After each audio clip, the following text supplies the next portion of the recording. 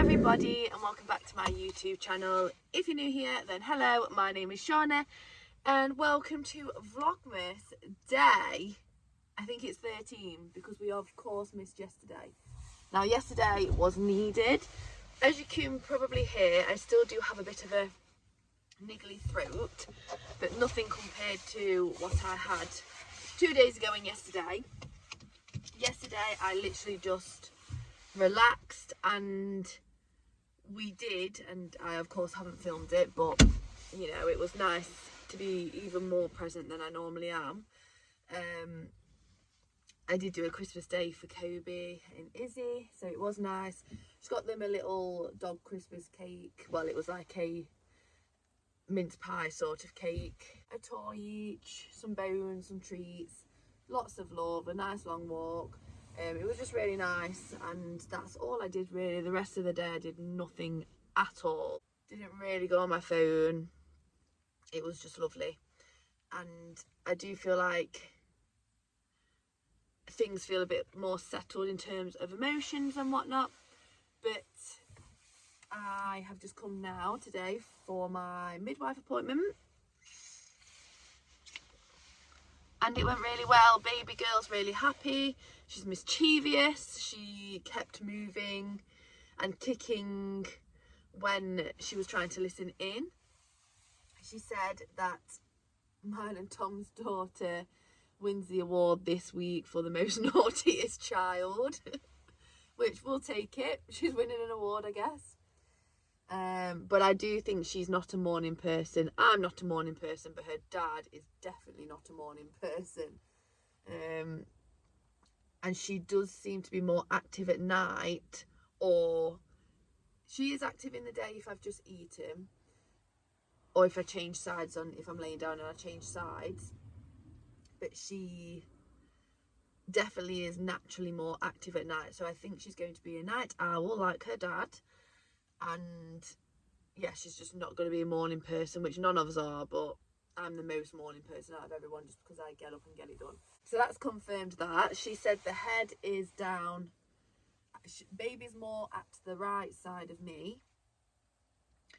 And I said, oh, well, maybe she's she knows that my left hip is starting to ache a little bit more and all of this. And she was like, yeah, but that might mean that she's kicking it. I was like, oh, okay, so she really is a naughty little girl. I obviously won't call her a naughty little girl ever, like even as a joke. But yeah, so she is more on my right side. Her head was facing down and back was more towards the right side, and then I think legs more up to the top. She says I can't remember whether it was I think she said it was my womb has come all the way up to the bottom of my belly button, which explains some of the aches and pains that I'm getting. We spoke about a form for if you need proof of being pregnant, you and your partner, for work. And then we got onto the topic of what I do, because I says I've not really needed it because I'm self-employed and so's Tom. No one's asked for it, but I have had to, of course, do a health and safety risk assessment and whatnot, and have a meeting about that and whatnot. And then when she started to ask about what I do, and I did say like the therapy stuff at first, and she like was really happy about that. And then I said about the dancing.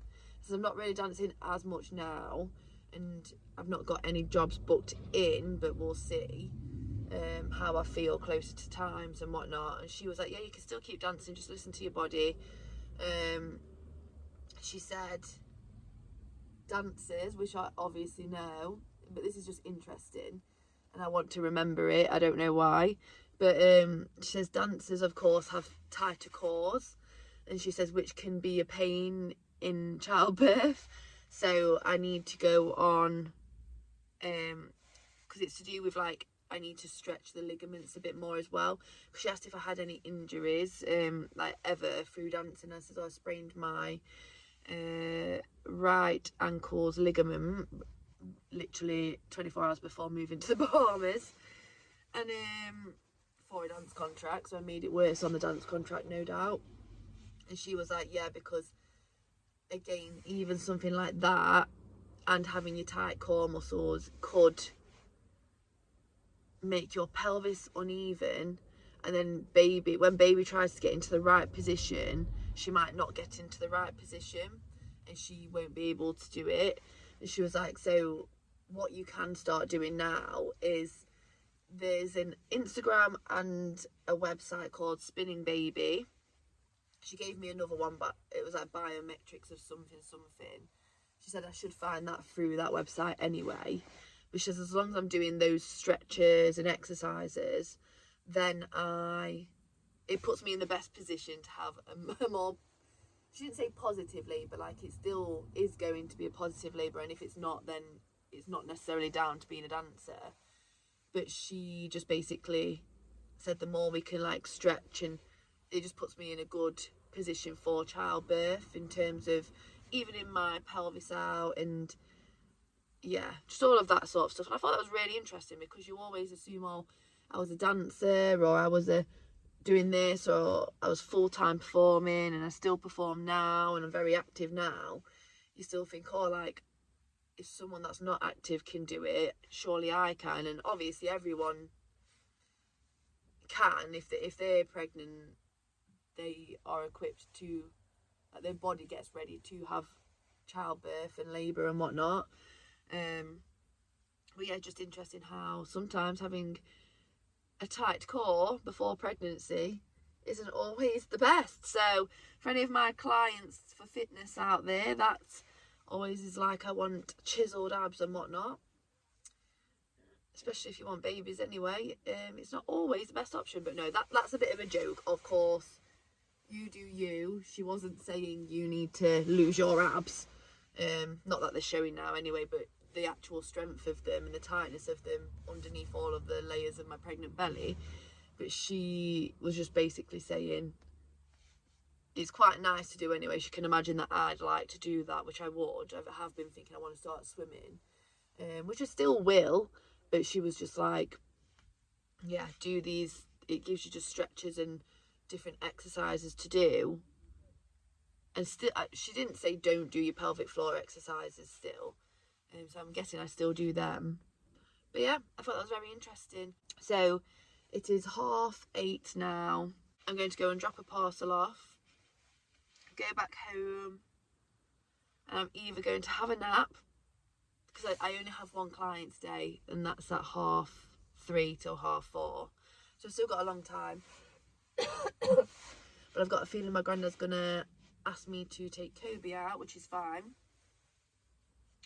I just won't take him for an as long walk, and I want to wash my hair. I need to pack because I'm stopping at Tom's tonight.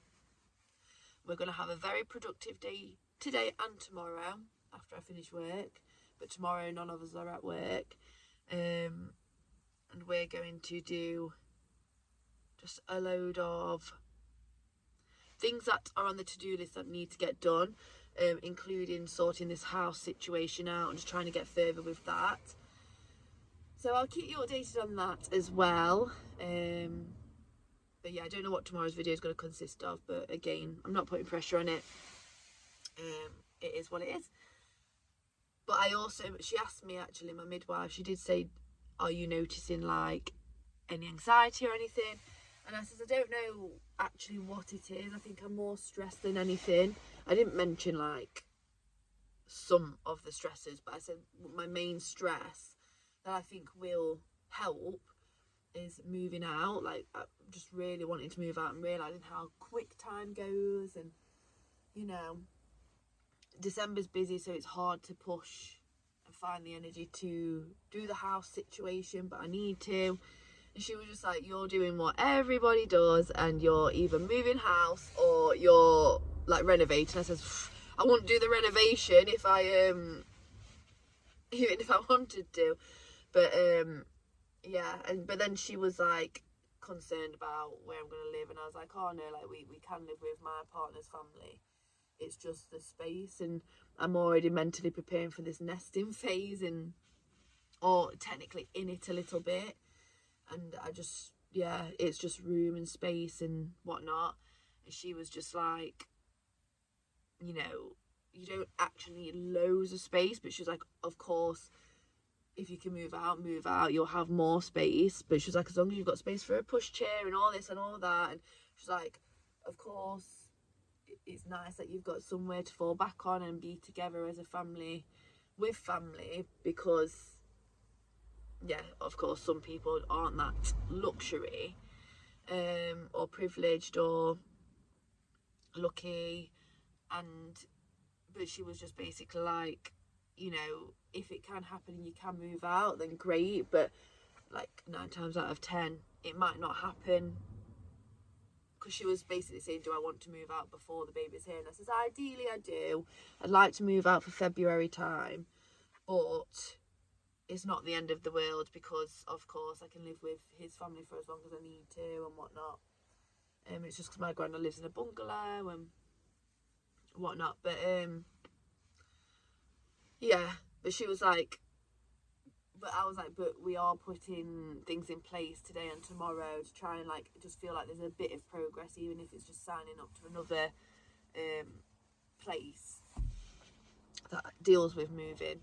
And she was like, well, it sounds like you're being proactive, you're taking the control of what you can take the control of, and you are very mindful that it might not work out for your time frame, and that's okay because you've got family. And I was like, yeah. And I do feel a relief. I needed yesterday to just process everything and de-drain myself, and that day that I last vlogged, which was the day before yesterday, I think I was just feeling overwhelmed, maybe a bit anxious, but just very stressed and frustrated for many different things. Whereas now I don't have that heaviness on me. I do think it might come back at times, but at least I am recharged and, you know, only prioritising what I need to prioritise. I don't need to think about other people's emotions and what they think of me right now. As long as I'm doing right for me and my family, that's all that matters. But yes, this is a very long rambling video already. I'm going to go and do everything that I've just said that I was going to do. I'm probably not really going to necessarily record anything. I might, if I take Kobe for a walk, I'll record that. Maybe record some self-care sort of bits. I did do a lot of self-care yesterday, but of course, like, I haven't washed my hair. So I think I might just literally have a montage of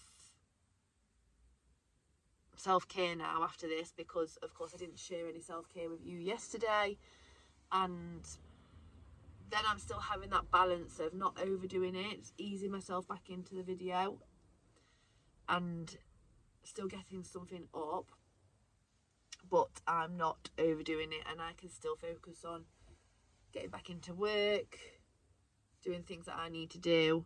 And then tomorrow might be a bit more of a festive day. Like I say, we are doing a lot of house and admin bits, but I think I will probably do like a stocking filler video or something. So look out for that. And here's a little montage of the rest of my day. So you're back with the first part of me of the video, and I just want to say thank you so much for watching the video. I'm glad I planned to say this in advance, because I probably wouldn't do it later. Thank you so much for watching the video and listening to my rambles and dealing with my emotions with me. Thank you, it's appreciated. If you did like today's video and like the sound of tomorrow's video, or any more of the Vlogmas videos that I'm going to do in advance, then please do give it a thumbs up. Feel free to comment anything down below. And if you haven't already, please do subscribe. The bundle of emotions is simmering and we are okay. But I am, of course, going to keep it real with you. So, yes. But for now, we're feeling like we're getting balanced. Things are aligning. And I'm being heard by the people that need to hear me. The people that don't need to hear me, I've realised, don't need to hear me. But yes, I will see you tomorrow for another day of Vlogmas.